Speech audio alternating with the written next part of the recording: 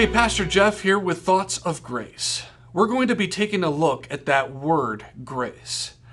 If you listen to any of today's preachers and if you have read any of the writings of today's writers, you will see that word used over and over and over again, grace. But what does that word really mean? When I was a young adult, I drove fast. I must admit that there was a part of me that wanted to go fast. I had that Ricky Bobby character in me that wanted to go fast. But I think the bigger issue is that I was just impatient.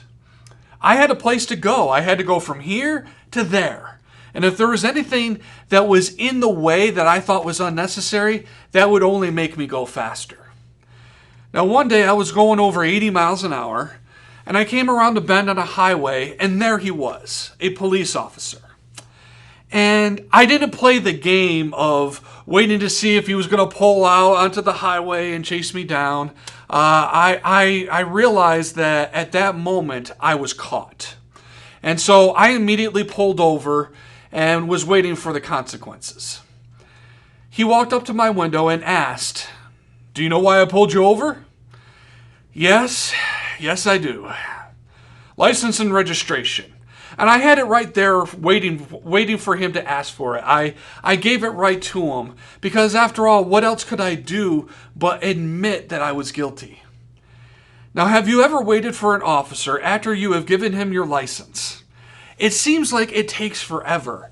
I don't know what in the world they're doing back there. I suppose they're doing some background checks or checking to see if the registration is up to date and if the license has been suspended. They're probably checking for warrants and seeing if I've kicked the dog recently. And maybe I haven't been eating enough fiber. Who knows what they're doing back there? But eventually he walked back up to me and he said, "I appreciate the way that you have owned up to this. Just slow down." And he handed me my license and there was no ticket. And afterwards, that event really caused me to reevaluate my driving habits. Now, I was guilty before then, and I was guilty at that moment. But after that officer showed me grace, there was no one at that moment that could have accurately and definitively proved that I was guilty like he could. And he was the only one in the position to pronounce judgment. But instead, he decided to give me grace. Now we're going to take a look at a story where Jesus showed some grace. Look at John chapter 8. It says this, "At dawn he went to the temple again, and all the people were coming to him, and he sat down and began to teach them. Then the scribes and the Pharisees brought a woman caught in adultery, making her stand in the center. 'Teacher,' they said to him, 'this woman was caught in the act of committing adultery. In the law, Moses commanded us to stone such women. So what do you say?' They asked this to trap him in order that they might have evidence to accuse him. Jesus stooped down and started writing on the ground with his finger. When they persisted in questioning him, he stood up and said to them, 'The one without sin among you should be the first to cast the first stone.' Then he stooped down again and continued writing on the ground.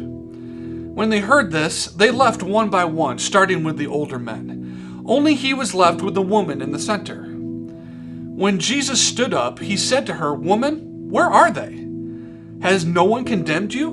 'No one, Lord,' she answered. 'Neither do I condemn you,' said Jesus. 'Go from now on and do not sin anymore.'" This story begins a lot of what you would literally see in certain parts of the world today. It still happens. Someone is suspected of moral failure, and that person is dragged in front of a crowd. The crowd screams at her and accuses her, and then someone usually determines that she's guilty.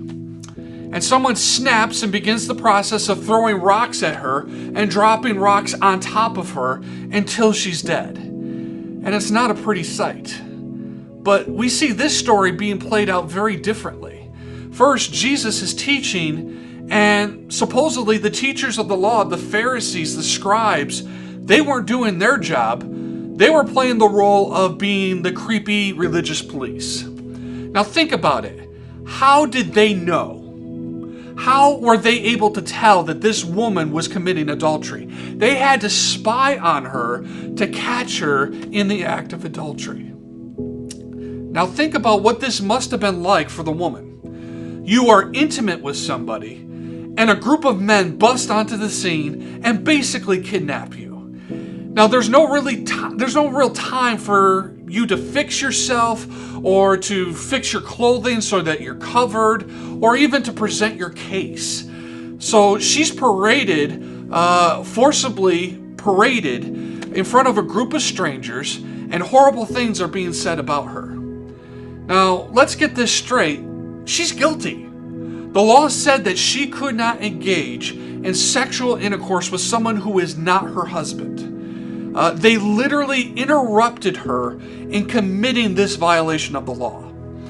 So, with this, there was objective, definitive proof she was guilty. But Jesus' response was amazing. He started to write on the ground. And now here's my question.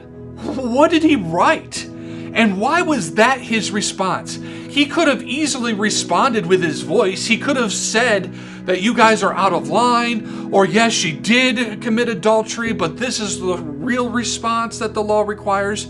He could have done that, but instead, he started writing on the ground. Why the response of writing instead of speaking like he normally did? Now these leaders, they didn't get that either. They persisted. They wanted to use this woman as a pawn to fulfill their own personal agenda. Now Jesus then gave them permission. Think about that. The Son of God, who saved all of humanity, and by shedding his blood for the forgiveness of our sins, gave these people permission to throw stones. But he added this qualifier. He who is without sin, go ahead and throw the stones. If you're without sin, go ahead. Jesus goes back to writing along the ground. Now, maybe there were lyrics to his favorite song. Maybe it was a nursery rhyme. Maybe it was a recipe for his famous chili. But a more reasonable hypothesis is that given the context of him saying, he who is without sin, throw the first stone, it's not unreasonable to assume that maybe Jesus was writing the things that they were guilty of. Now picture that for a moment. They bring this woman to Jesus, and Jesus, instead of stoning her, begins writing, and the leaders begin to see the things that he's writing on the ground, and they're starting to see the sins that they've committed. So their response is, no. We're not talking about the sins that you're writing about there. No. We are talking about this. We're talking about her. Don't change the subject. Talk about her. Now, it's easy to throw stones when we're not throwing them at ourselves. First of all, we can't get the velocity that we can get if we're throwing them at somebody else. But even if we could, we are far more forgiving, and perhaps a little bit more accurate of a phrase, we're far more delusional when it comes to ourselves. Now picture Jesus standing up when they persisted and saying, he that is without sin, throw the first stone. And then he goes back to his writing project. And it's as if he was saying, I know who you are. You can't fool me here. I see you. I know exactly who you are and what you've done. And you know what? You're not any different than her. In fact, nobody is looking to throw stones at you, but here it is. You see all this stuff that I'm writing on the ground? You're guilty. It's right here. There is definitive proof that you have sinned just as much as her, but I am pointing it out in a way that is far more discreet and more respectful than what you have shown this woman. Now we see the crowd one by one leaving, and when you realize that you're one of the guilty, your concept and idea of justice begins to shift a little bit. It's different when you realize, oh, I'm guilty too.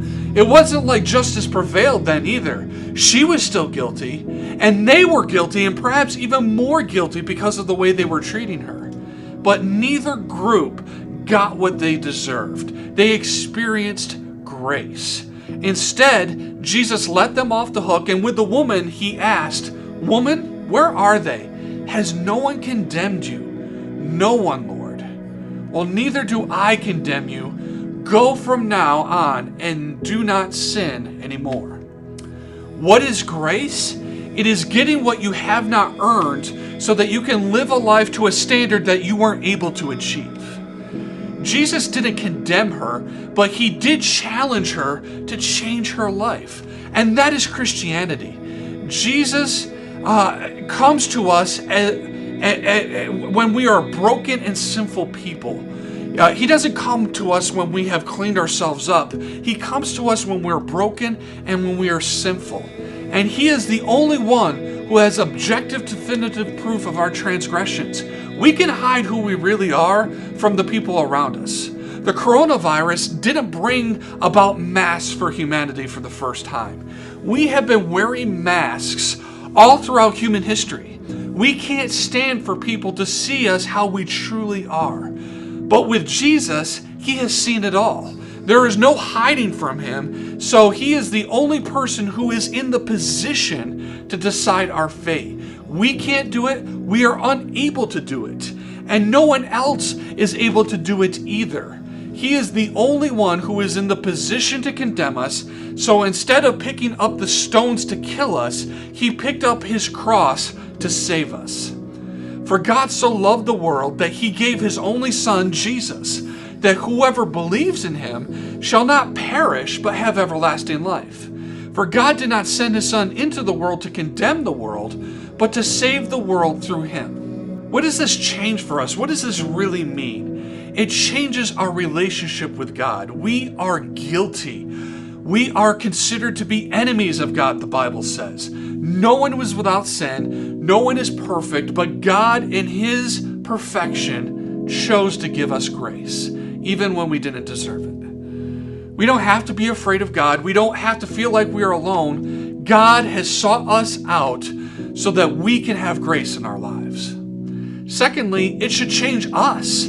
I respond differently to grace than I do with judgment. When I receive grace, I want to change. I want to do better, especially when I am fully aware that I am guilty. I just have to do what I did with the police officer. Don't hide.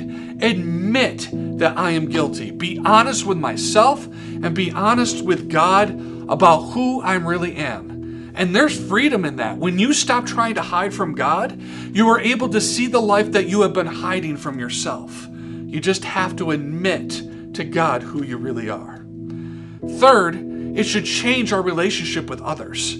We are no longer the creepy religious police who are seeking out people who have done wrong and judge them, whether it's publicly or in our heart. Instead, we can look at people with compassion. We can see their struggles. We can seek restoration instead of justice. And this is a hard pill to swallow. I have seen far too many examples of Christ's followers, including myself, snipe at other human beings for petty, ridiculous reasons. We don't have to compete with one another. We don't have to worry about who's right and who's wrong. We don't have to pump ourselves up when someone isn't as wise and discerning, as awesome as us. We can place ourselves in the proper light, and we can lift others up the way Jesus did. Finally, it should change our response. Maybe you are finding yourselves to be the woman in this story. You have had attacks and criticisms and judgments from people, and maybe even the enemy of our souls, the devil. It seems to be nonstop. Stand firm. Realize that if the God of the universe is going to decline the opportunity to condemn you, then what does it matter if anyone else is against you? You can stand with confidence, look at others with the same grace that Jesus has shown you, and boldly walk forward in who God has changed you to be. I want to extend to you an invitation. We still have plenty of seats for you to join us on Sunday mornings in our building. And you can register for your seats by clicking the link found in the description of this video. Now, you're going to find that our seats are still going to be socially distanced, and we're still going to require a face covering for you until you get to your seats. We are still going to love our neighbor and maintain our integrity throughout this process. But we also offer Facebook Live for those who are uncomfortable and for those whose health is compromised. And that comes on at 11 a.m. and it will be on our YouTube channel later that evening. Now, either way, I can't wait to worship with you this Sunday. God bless.